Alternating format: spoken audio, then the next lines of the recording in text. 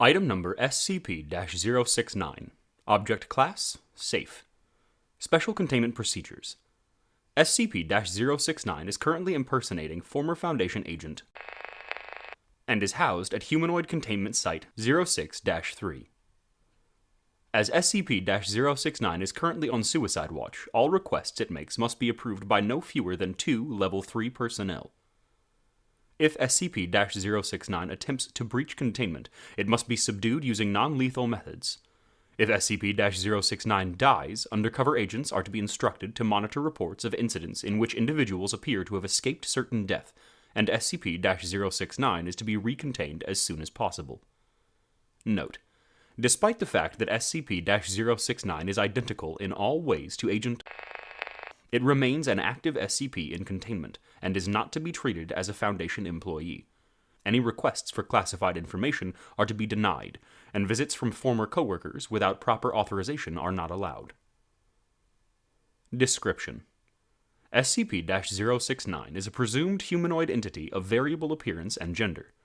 Through an unknown ability, whenever SCP-069 is left alone with a recently deceased human body, the body will disappear and SCP-069 will take on the appearance, mannerisms, and knowledge of the recently dead individual.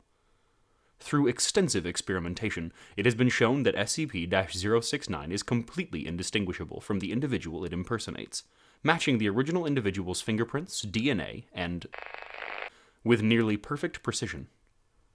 SCP-069 retains no knowledge of its abilities or former impersonations. SCP-069 responds normally to injury and pain, but if killed, will rapidly decay into dust regardless of any preservation attempts. SCP-069 will then re-emerge at the site of the most recent human death.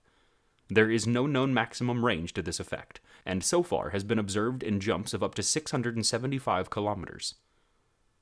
SCP-069 can impersonate a single individual indefinitely. However, it will gain an overriding urge to get their life in order, including, but not limited to, resolving any outstanding financial or personal obligations, visiting extended family, updating their will and testament, and other acts of closure.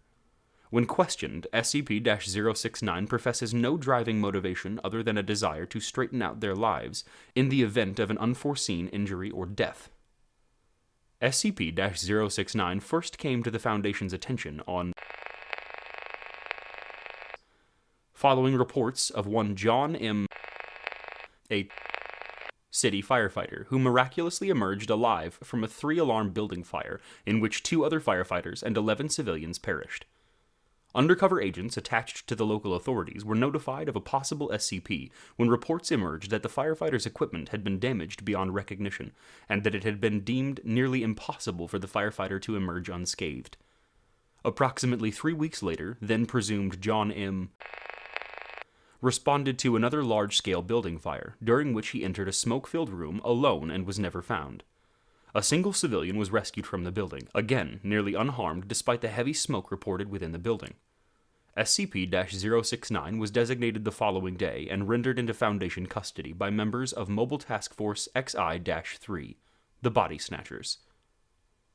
Addendum 069-01. On Agent. A guard on duty assigned to SCP-069 was killed during the containment breach of SCP- and subsequently impersonated by SCP-069.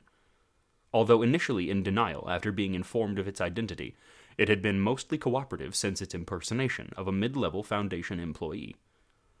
Contingencies for the use of deceased Foundation employees for future SCP-069 use is under consideration. Addendum 069-2. On SCP-069 attempted to commit suicide after a junior researcher accidentally informed it that the family of Agent had been told that Agent was dead, and of their subsequent reactions. Due to the massive cost of possibly having to recontain SCP-069, strict suicide watch measures are to be implemented. Plans to use other deceased Foundation employees as possible impersonation targets for SCP-069 have been suspended.